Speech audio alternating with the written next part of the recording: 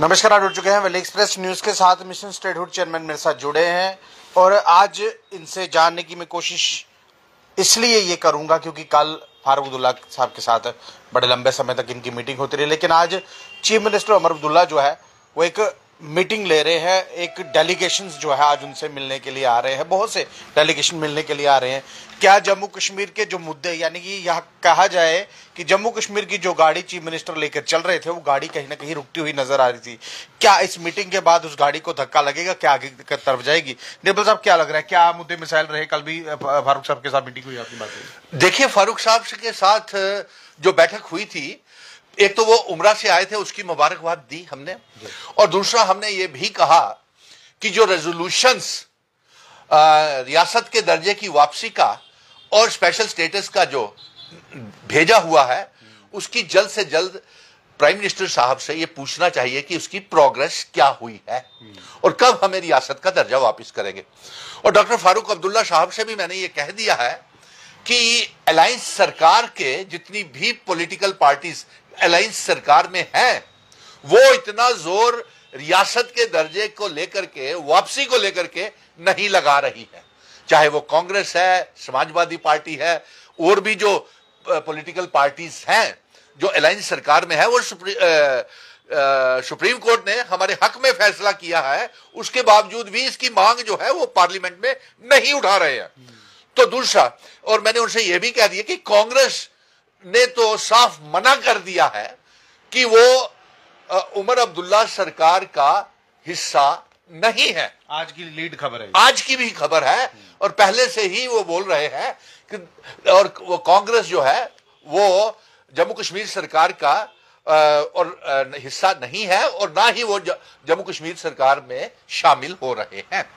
तो इसका यही, और दूसरी तरफ खड़गे साहब ने तो खुल करके कह दिया है कि ना तो स्पेशल स्टेटस के ऊपर, ना आर्टिकल 370 35A के ऊपर हमारे पास कोई प्रोग्राम है। तो ये साफ जाहिर है कि अलायंस जो है वो टूटता हुआ नजर आ रहा है। लेकिन फारूक अब्दुल्ला साहब ने अलायंस को टूटने की बात को नकारा है कि नहीं, ऐसी बात नहीं है। वो दिल्ली गए हैं, वो बातचीत करेंगे।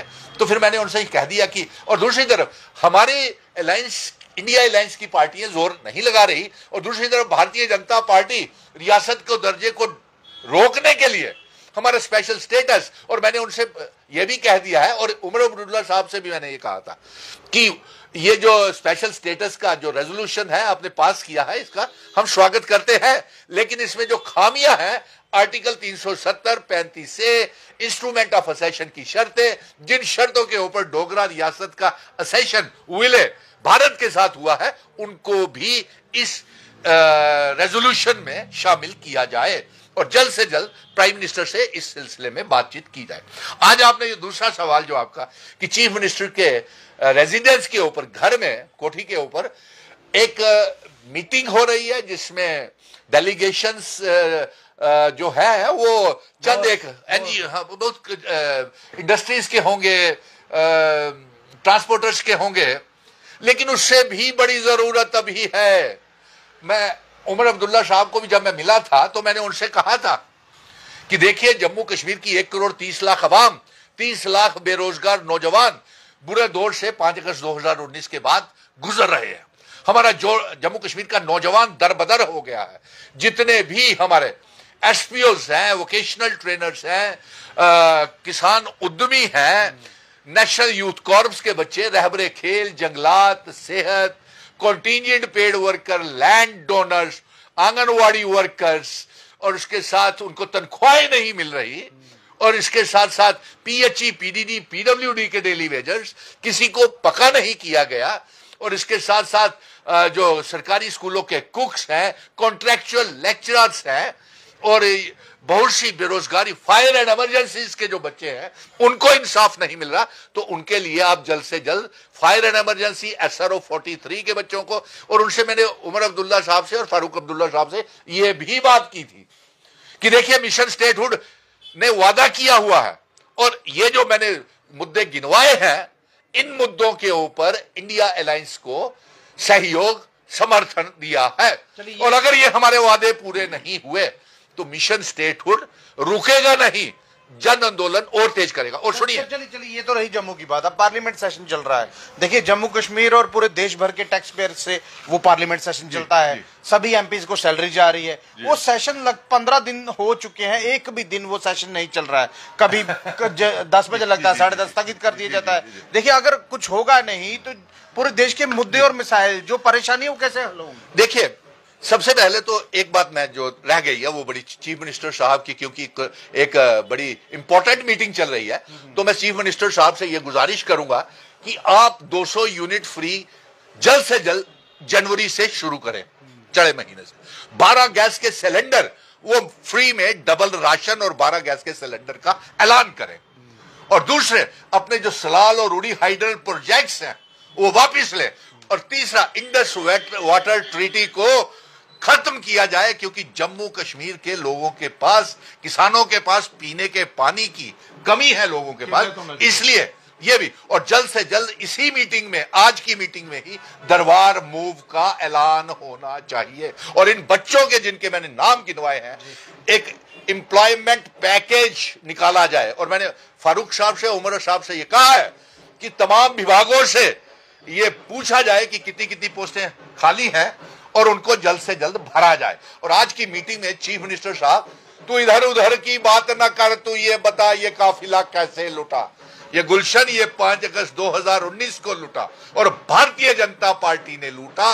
एलजी साहब ने 5 अगस्त 2019 के बाद लूटा और भारतीय जनता पार्टी ने पिछले 10 सालों में लूटा। और अब आपके सवाल की तरफ मैं जवाब आ रहा हूं कि पार्लियामेंट में कोई काम नहीं हो रहा, ये एक साजिश के तहत ये किया जा रहा है। ये हमारे देश के गरीबी के मसले, महंगाई के मसले, अडानी के घोटालों के मसले, आवाज जाएगी ठीक से? जी जी बोलिए। हाँ, क्योंकि बाहर हमारे लोग कुछ जश्न मना रहे हैं कि रियासत के दर्जे की जंग, और हम ये अपना दरबार मूव शुरू करवा के रहेंगे। और इसकी ये आवाज जोर शोर से ढोल बजा करके सरकार तक भेज रहे हैं, शायद उन तक भी, दर्शकों तक भी ये ढोल की आवाज आ रही हो, और ये मांग कर रहे हैं कि दरबार मूव शुरू किया जाए और यहाँ पे जो प्रीपेड रिचार्ज वाले मीटर है वो बंद किए जाएं, 200 यूनिट बिजली फ्री की जाए। ये ढोल बजा करके ये आवाज सरकार तक, लेफ्टिनेंट गवर्नर तक और भारतीय जनता पार्टी तक पहुंचाना चाहते हैं। अब मैं आपकी दूसरी तरफ सवाल का जवाब देता हूं। प्राइम मिनिस्टर साहब, आप एक दिन के लिए भी, गुलशन जी आपने बिल्कुल सही कहा, एक दिन के लिए भी प्राइम मिनिस्टर जब से पार्लियामेंट लगा हुआ है नहीं आया।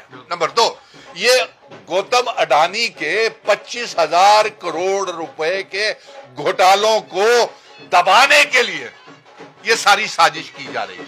और दूसरा, हाहाकार पूरे मुल्क में जो मचा हुआ है बांग्लादेश को लेकर के, तो बांग्लादेश से बात कीजिए ना, किसने रोका आपको? नहीं, एक मिनट, आप बांग्लादेश पर चले गए हैं। बांग्लादेश से बात क्या करनी है? वहां की जो प्राइम मिनिस्टर थी उसको शरण इन्होंने दी जी। अब ये बोल रहे हैं बांग्लादेश से बात कीजिए। देखिए वहां पर जो हिंदुओं के साथ हो रहा है मैं भी उसकी निंदा करता हूँ, लेकिन मणिपुर में जो कुछ हुआ उसके लिए कौन बात करेगा?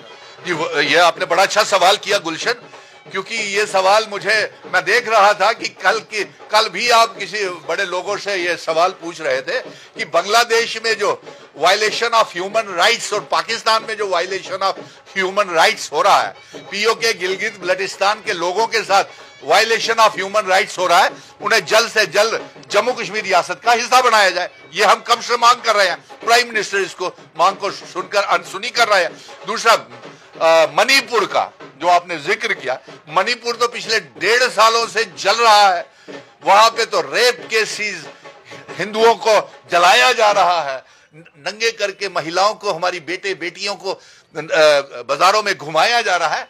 प्राइम मिनिस्टर साहब, आप मणिपुर गए, बताइए देश के लोगों को। चीफ मिनिस्टर का इस्तीफा नहीं ले पाए क्योंकि वो भारतीय जनता पार्टी की है ना। बताइए आप मणिपुर में, बताइए अब इससे ज्यादा और क्या होगा।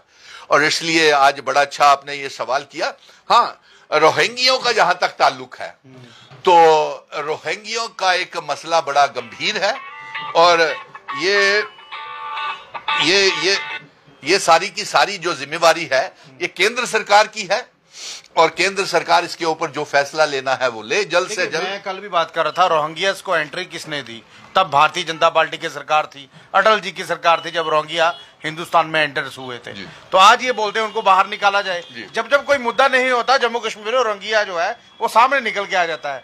तो जब आपकी 10 साल सरकार रही तो तब आपने निकाल देना चाहिए था ना इनको। बिल्कुल बिल्कुल बिल्कुल, आप बिल्कुल सही कह रहे हैं।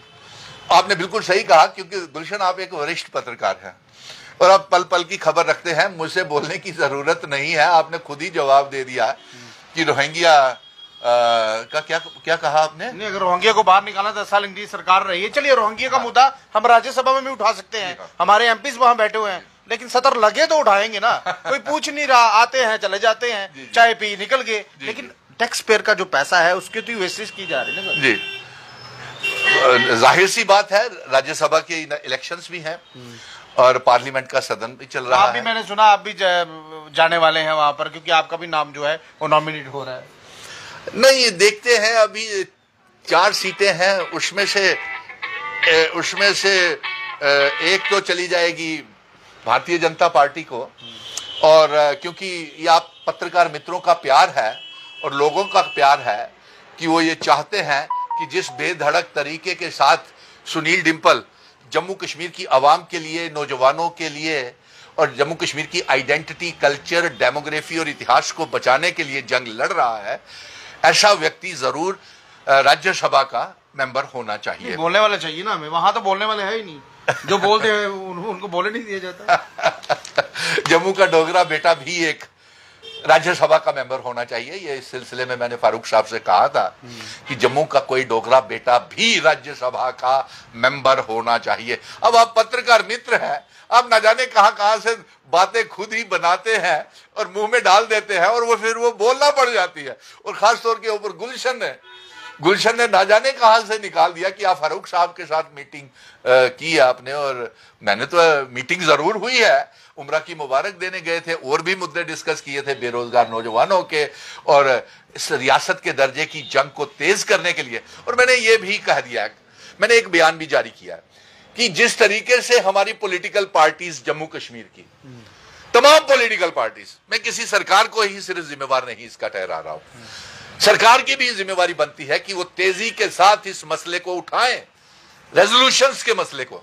नंबर 2, बीजेपी के 28 जो खुद को डोगरा एमएलए कहते हैं, उनको भी जिम्मेवारी बनती है कि वो डोगरा रियासत की पगड़ी वापस लाए।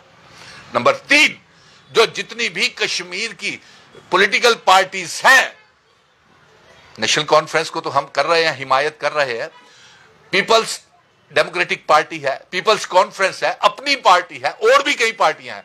अरे भाई, अगर इसी तरह आप जमा जवानी खर्चे करते रहे ना कांग्रेस वालों, तो 10 सालों के तक आपको रियासत कभी नहीं मिलेगी।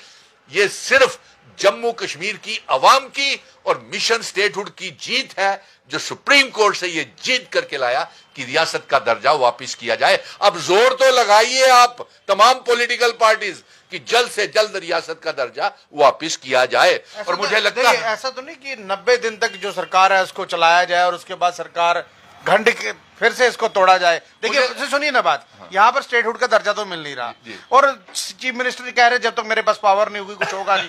और 90 दिन वो दिन है, इसके बाद ही जो पेंशन है वो लगती है, और क्या पता 90 दिन के बाद कुछ और ही करिश्मा हो जाए यहाँ पर। नहीं, वो बात ठीक है, लेकिन मैं ये कहता हूं, मैं जम्मू कश्मीर की तमाम पॉलिटिकल पार्टी से कहता हूं, अगर एक भी जम्मू का डोगरा बेटा राज्यसभा में चल गया तो वादा करता है कि 10 दिन में स्पेशल स्टेटस और रियासत वापस लेकर के आएगा। मैं ये जम्मू कश्मीर की सरकार को, तमाम पॉलिटिकल पार्टीज को, BJP, Congress, national conference, PDP, अपनी पार्टी, पीपल्स कॉन्फ्रेंस को कह देता हूं कि अगर जम्मू कश्मीर का एक डोगरा बेटा राज्यसभा में चला गया तो 10 दिन के अंदर वादा करता हूं कि रियासत और स्पेशल स्टेटस वापस लेके आऊंगा। और इंस्ट्रूमेंट ऑफ असेशन की शर्तें, जिन शर्तों के ऊपर डोगरा महाराजा हरि सिंह जी ने जम्मू कश्मीर, लद्दाख, पीओके, गिलगित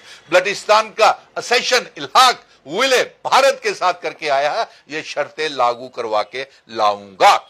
जम्मू कश्मीर में क्या कुछ हो रहा है और पार्लियामेंट सेशन जो लगा हुआ है दिल्ली में, वहां कुछ क्या हो रहा है। देखिए, ये पहली बार है कि कोई चुनिंदा सरकार जो है वो सेशन नहीं चलने दे रही। विपक्ष बात करना चाहता है, विपक्ष अटका हुआ है अडानी के मुद्दे पर, और सरकार जो है अडानी पर बात नहीं करना चाहती। देखिए जम्मू कश्मीर का नाम भी, ये जो बिजली थी ना, बिजली चोरी के मामले में जम्मू कश्मीर भी चौथे नंबर पर उसमें था। और जम्मू कश्मीर में भी ये जो कहा गया था ना, आप अपने घर में सोलर लगाइए, पैसे सरकार देगी, पैसे सरकार नहीं दे रही थी, पैसे अडानी जी देंगे, जो अडानी जी इस वक्त फंस चुके हैं और सरकार उस पर बात करना नहीं चाहती। बहरहाल ये लाइव दृश्य अगर आपको अच्छे लग रहे हैं तो अपनी महत्वपूर्ण राय कमेंट में रखिएगा और इस वीडियो को